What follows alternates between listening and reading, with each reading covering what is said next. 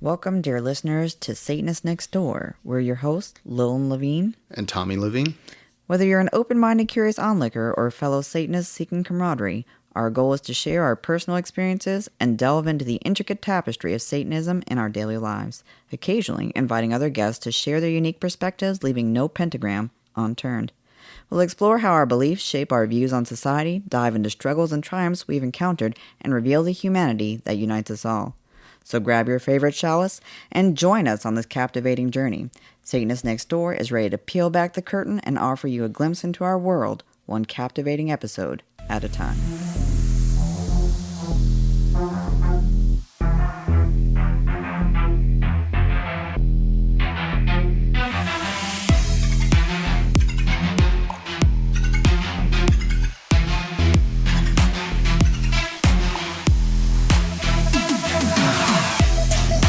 Hello and welcome to another episode of Satanist Nextdoor.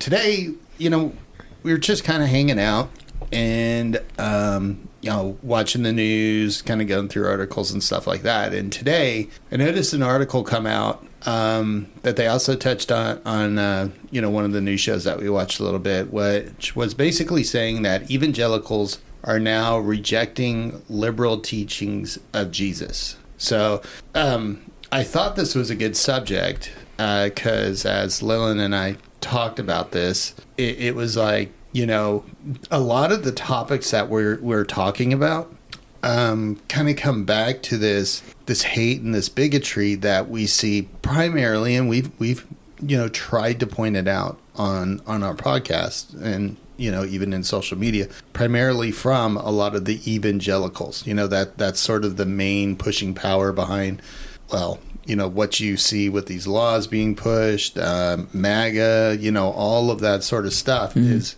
sort of being pushed by this large evangelical push over the last decade or so, where you just see so much hate coming from. It's really crazy to me because while I've never really aligned with Christian beliefs or most modern Abrahamic beliefs, I knew there were aspects of it that could be definitely positive and could help people to formulate a really good foundation for their lives and go out and do good things for their community and for others and for themselves, if utilized properly. And so as this has evolved into this much more hate-filled, bigoted, racist, segregationist, white nationalist craziness, I have just been appalled at it. It just seems to drastically snowball into this, I don't even know what to call it at this point.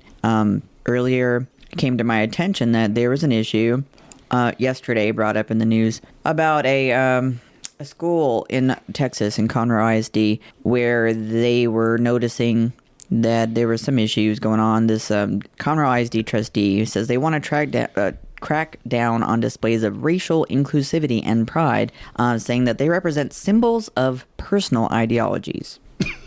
I said to myself, well, everything is kind of colored with personal ideology. We, as human beings, see the world through the lens in which we have formed to look through. So it got crazier when in the article, and this is an ABC 13 article that, you can look up by Shannon Ryan, and it's titled, Conroe ISD Trustee Argues Displays of Racial Inclusivity and Pride in Classrooms Should Be Removed. And the craziest part about this, they go on to say, a number of parents reaching out to this individual, this trustee, they were complaining about a poster. A number of parents reaching out to her about supposed displays of personal ideologies in classrooms. This individual saying, I was shocked by each of the examples that were shared with me. However, I'm aware these trends have been happening. I don't have pictures of it, so I can't directly see which ones. But then they go on to explain how there was a child this is weird. One trustee says a child was traumatized by a poster showing different colored children holding hands and had to switch classrooms. Yeah. So anybody that is still on the fence on whether, evangelical Christians are this movement of love, that right there, you're basically saying a bunch of children of different colors holding hands, which is, inclusivity, where, it doesn't matter Well, what I mean, you look hell like. with that. Let's just take It's the little trauma. labels off of it. It's a group of kids being kids, holding hands, and just being. We're not talking about kids that are in middle school or high school. This was elementary level. An example of an first grader. First grade student, his parent claimed they were so upset by the poster showing hands of people of different races that they had to transfer classrooms. A first grader. So I'm telling you right now, this first grader wasn't traumatized by the picture of children of different colors holding hands because that's natural. That is not a normal response to just a bunch of kids holding hands. Most kids, and I do really sincerely believe most kids in first grade, kindergarten, preschool are not looking around them saying, oh my gosh, I'm surrounded by all these different ethnicities. They're trying to find commonalities and sort out basic interactive skills. Yeah. But so, obviously, like you're sort of leaning into is this behavior was learned, Yes, I believe that if this was that traumatizing that they had to switch classrooms, and I'm questioning what the hell classroom they put them into. Is there like a special, only alt-right classroom within the school? This is just... where are you going to school? What is your surroundings that you're so just appalled? Texas does have a lot of very rural-ish areas where there aren't a ton of minority representation, but there is usually still some representation, and we live in a very global society overall. So if this was that traumatizing, I really have to question what this child was being taught. Yeah, I mean, that is just like the pinnacle of hate and bigotry. What I saw a picture of people of different colors and nationalities holding hands, and that traumatized me. Yeah, and the board members tried to say that this was political, and that there should be something. And there was apparently they were told that there are already policies in place prohibiting teachers from displaying political items not relevant to curriculum. Now, I ask you, how is kids relating to one another and just holding hands political? It make sense. Yeah, it shouldn't be. But again, we have, we've seen this movement for the last, a little bit over 10 years, but it's really, really picked up steam over the last decade where,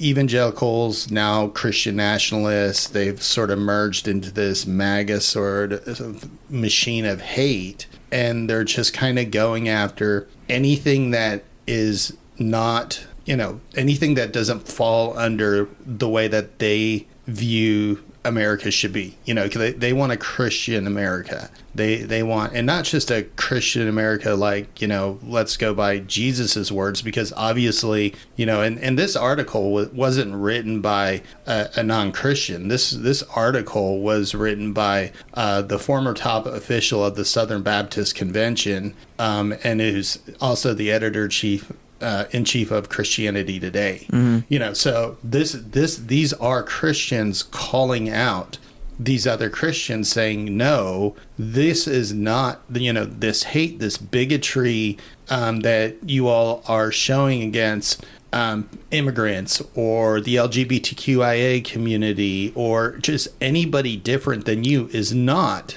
the teachings of Christ. And they actually gave an example in here where they said multiple pastors tell me essentially the same story about quoting the Sermon on the Mount, and in their preaching they preach about turn the other cheek and all that sort of stuff, and they will have members of their congregation come up to them and say, where did you get these liberal talking points from?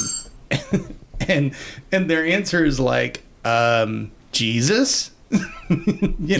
So it makes me wonder, it's like, it kind of shows when Trump went after when Trump went running, he obviously he was trying to quote the Bible, and he said like 2 Corinthians, and anybody who's been to either a Bible study or to church or anything like that knows it's pronounced 2 Corinthians. Mm-hmm. But he said it wrong. He said it wrong because he's not a Christian. He's pretending to be a Christian, just like I think a lot of these other evangelicals, they got on the bandwagon because it's like it's a weekly dopamine fix. If you ever go to an evangelical church, especially, you know, they've got laying on hands, they've got speaking in tongues, they've got the big band, they got all of that sort of stuff going. And sometimes they even have people with ribbons dancing around and all of that sort of. It's like a rock concert on Sunday without, you know, all the good stuff that happens at a rock concert. Well, I mean, I get it though. I understand people enjoy it. It's a fun experience, you know, whatever. But it's the teaching of hate that is getting out of control. Yeah, I mean, I don't care if you're dancing and praising with music or having a wonderful dopamine-laden time in a church. What I care about is that a lot of the people sitting there talking, standing at the pulpit, are saying things that are increasingly concerning.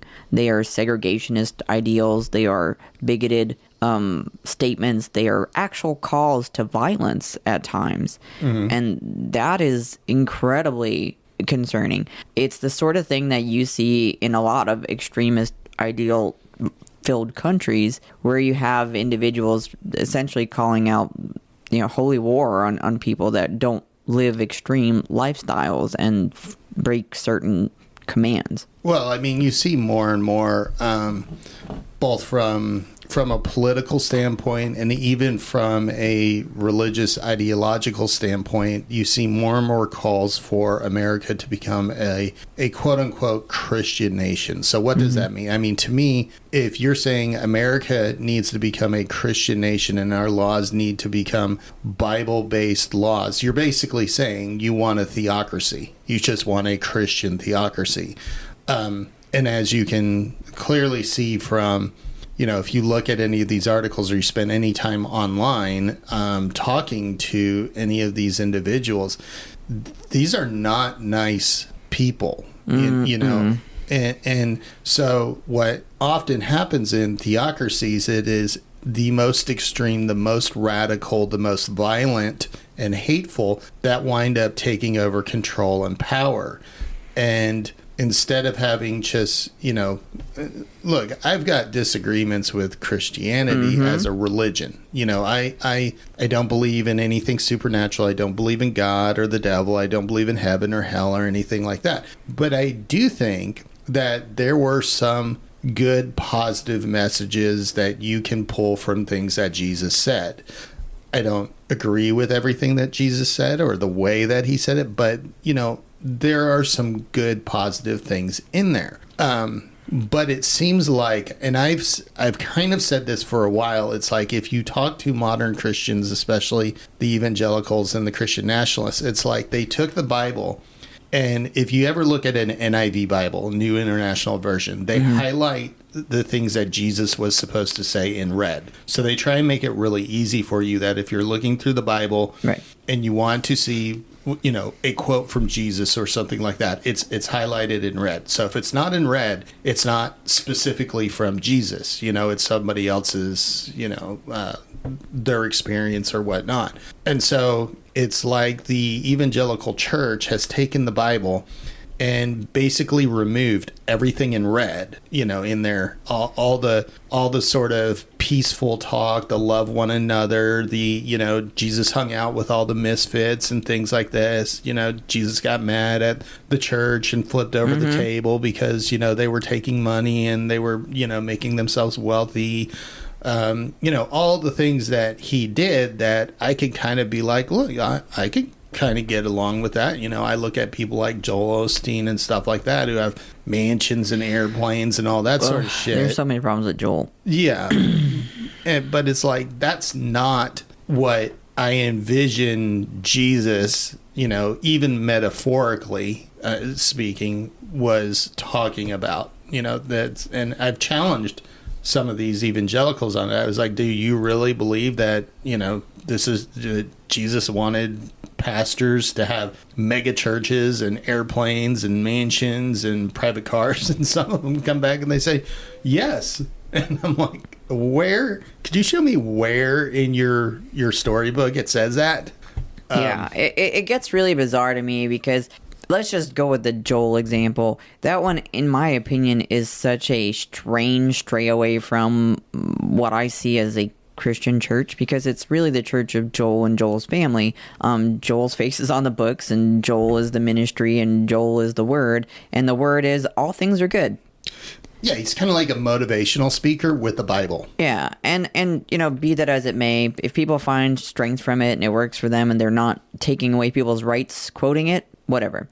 My issue is that a lot of these are the stepping stones that lead to some of the worst individuals I've probably had the unfortunate privilege of coming across, where they're literally asking for parents of the LGBTQ plus kids to be harmed, and for harm to come to those kids and those adults and people that are just literally out there living their lives, not harming them or their beliefs. Many actually identify as Christians, and so I really have a hard time being comfortable with a lot of Christians because I don't know where they're coming from, and even very seemingly pleasant people have really shared some things that cause me concern. Yeah, I mean, it's almost like I have to vet. If I meet somebody and they're Christian, I have to kind of almost vet. Okay, what kind of Christian are you?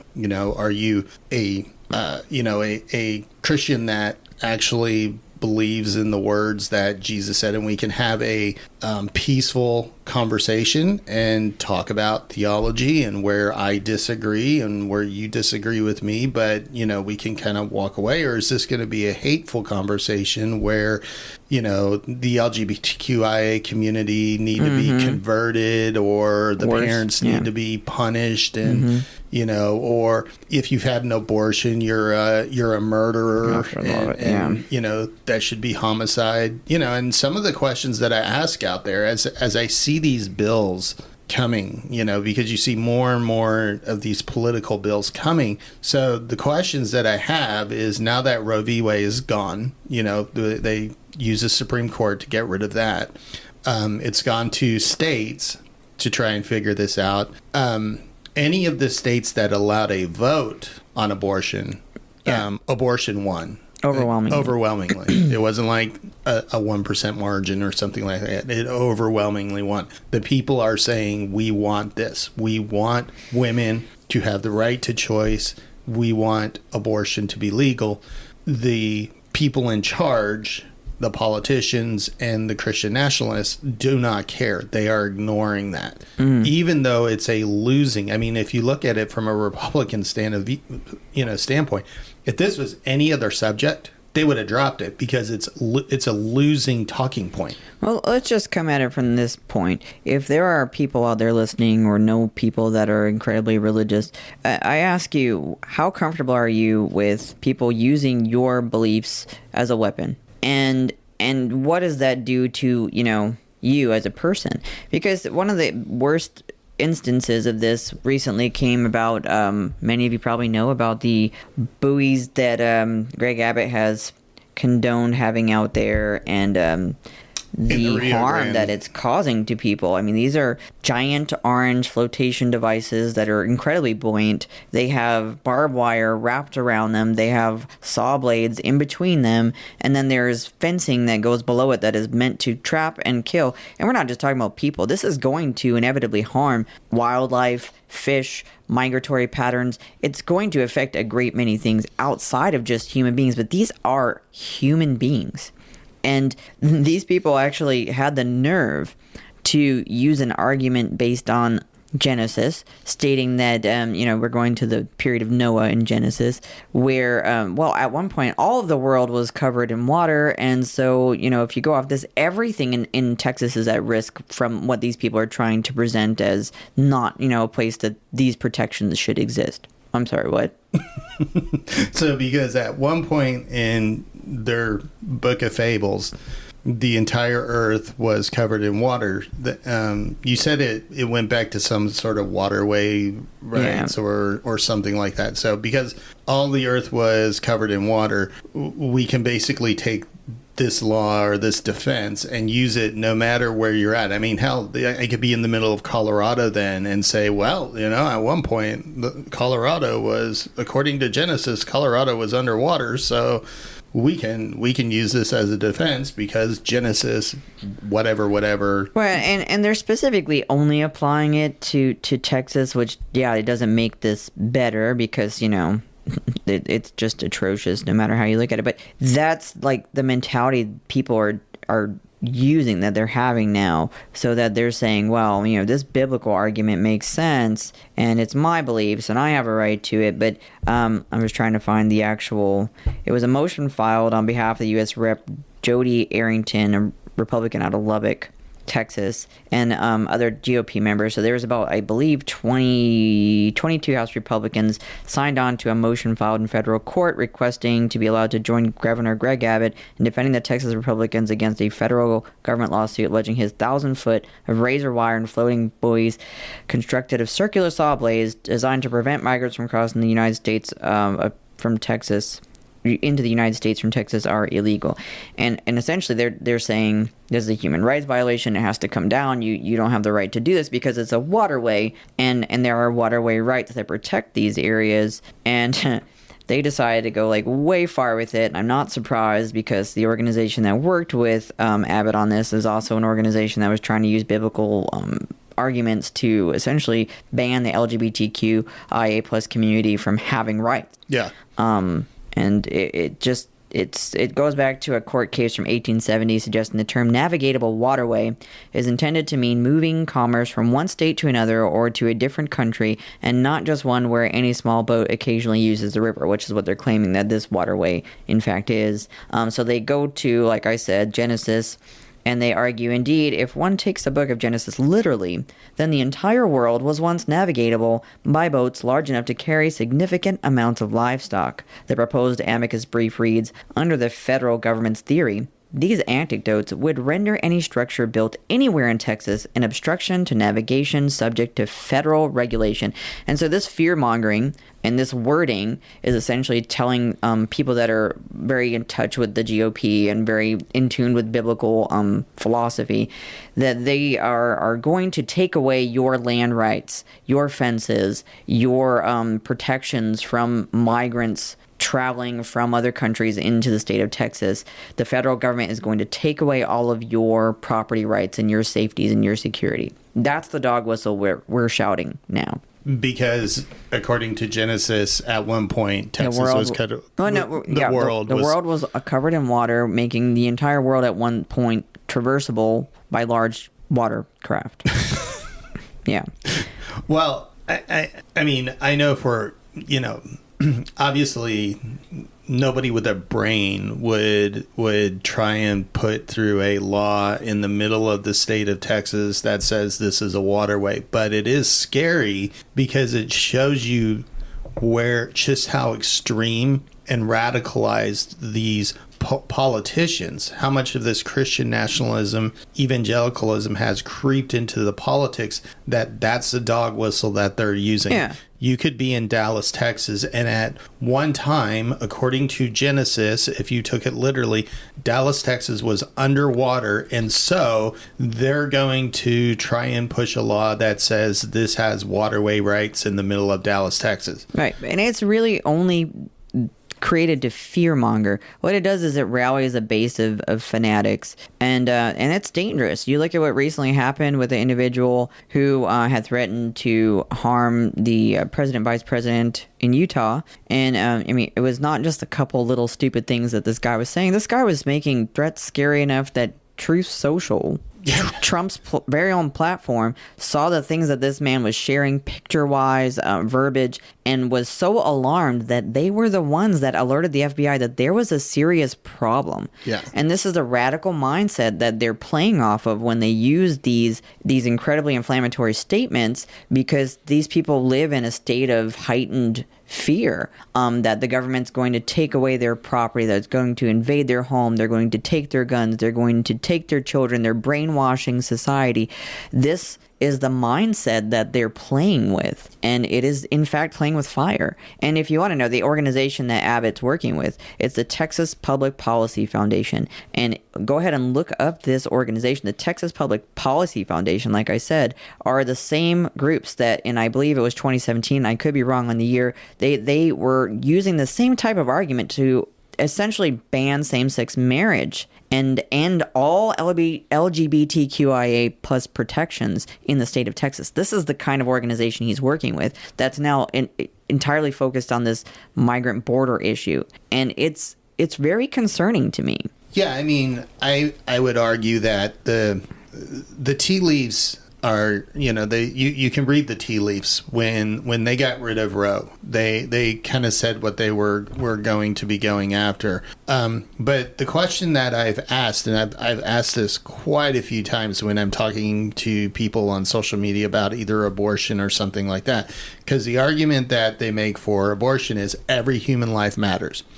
And so then I will kind of turn it back around and I'll say, okay, well, if every human life matters, then what about this atrocity that Abbott has put up at the Texas border that is designed? I mean, this isn't designed to repel. This is designed to maim and kill people. Mm-hmm. And I'm like, what about that? And it's like, well, they shouldn't be crossing the border. Okay, yes, but either every human life matters or it doesn't. What about, Uvalde, and all these school shootings? I mean, our kids started high school. They already had their first shooting drill. I mean, Jesus, when I was a kid, we didn't have we had tornado drills. Mm-hmm. We had fire drills. We didn't have shooting drills. And it's not to say there weren't shootings in schools at that point. It just wasn't at the level that you're seeing today. And that's, as a parent, I feel like all parents should be incredibly concerned about this, or people with nieces, nephews, grandkids. This can't not be affecting people in these communities. You have to be concerned about where we're going in this extremist mentality. And what do you do to combat that? You combat these false notions. You address these things that people are claiming, or this abuse of, if you're a Christian, this is an abuse of your faith. This is abuse of your religious doctrine. They're abusing your beliefs to actually harm people. Do you really feel like if Jesus was a real person, he would be looking at you favorably for using the Bible to argue why migrants should be allowed to drown trying to find safety and seek asylum?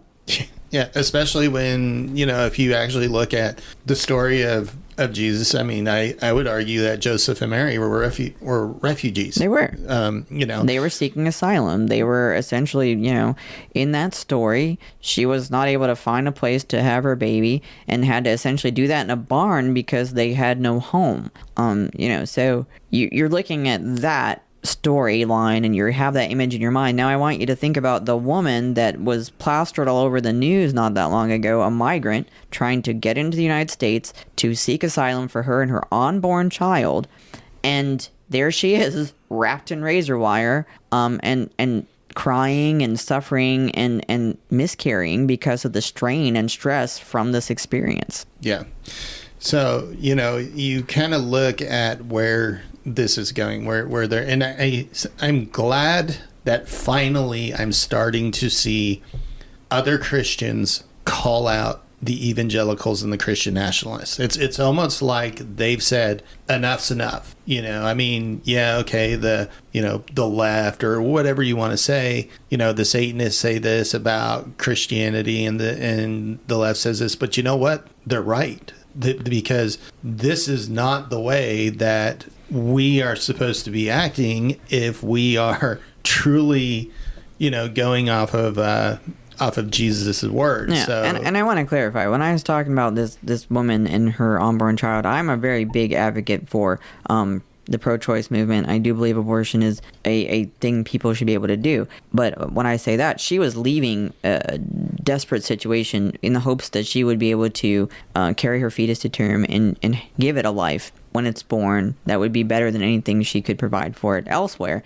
So in this case, it forced her into a situation where she was trying to do the best thing for her and her future child. And I don't want people twisting my words when I say these things. No, so to me, pro-choice means choice. It means I'm going to fight just as hard for a woman that wants an abortion to be able to get an abortion, and I'm going to fight just as hard for the woman that doesn't want an abortion and is trying to be pressured into an abortion. Oh, absolutely. For her not to have one because she wants to carry that child to term. She has that choice. Nobody else should be making that decision for her.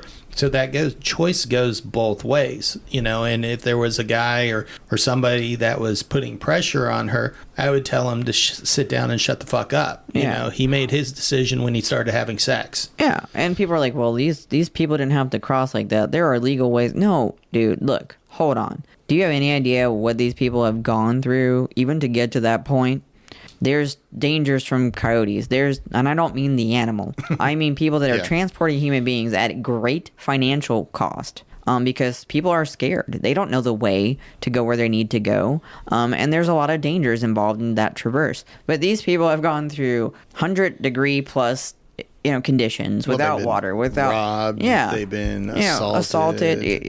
This is not like, they just decided to go for a leisurely stroll and just stumble across a border and then go, I'm here, I have all the rights. That's not how this works. No, that's not. And again, so I was, this whole sort of discussion kicked off because I've been saying this for a while now, and it was nice to see. And I've noticed over the last couple days, even in some of my discussions online, I have had a couple Christians pop in and have gone back against these hate-filled bigots that are calling themselves Christians and said, no, that is not Christianity. That's fake Christianity. You all are using our religion. And so it was nice when this article came out because it sort of reinforced some of the things that I was already seeing, and it reinforced things that I've been talking about for a while, which is if you claim to be a religion, if you claim to be part of a religion,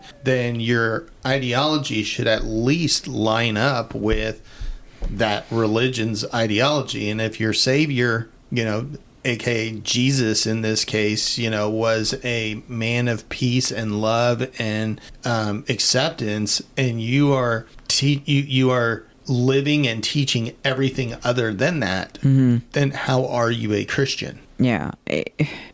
And how do you put someone like, just for example, it's something I've seen literally being done, how do you put someone like Donald Trump in that place?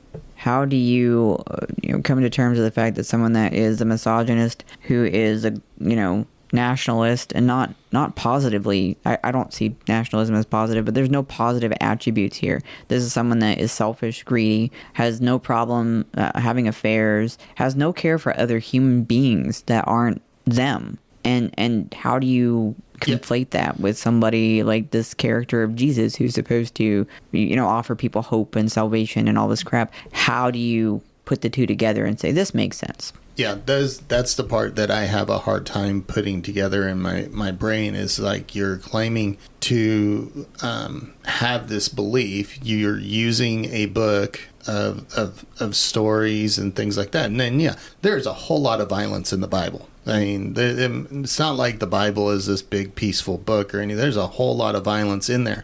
But specifically, if you are claiming to be a Christian, you are supposed to be hanging off of Jesus's last words, and not literally his last. But, you're supposed to be hanging off of Jesus's words, what he said, what he did, not what quote unquote God did beforehand, because God was a pretty vengeful asshole. I say this one again a lot.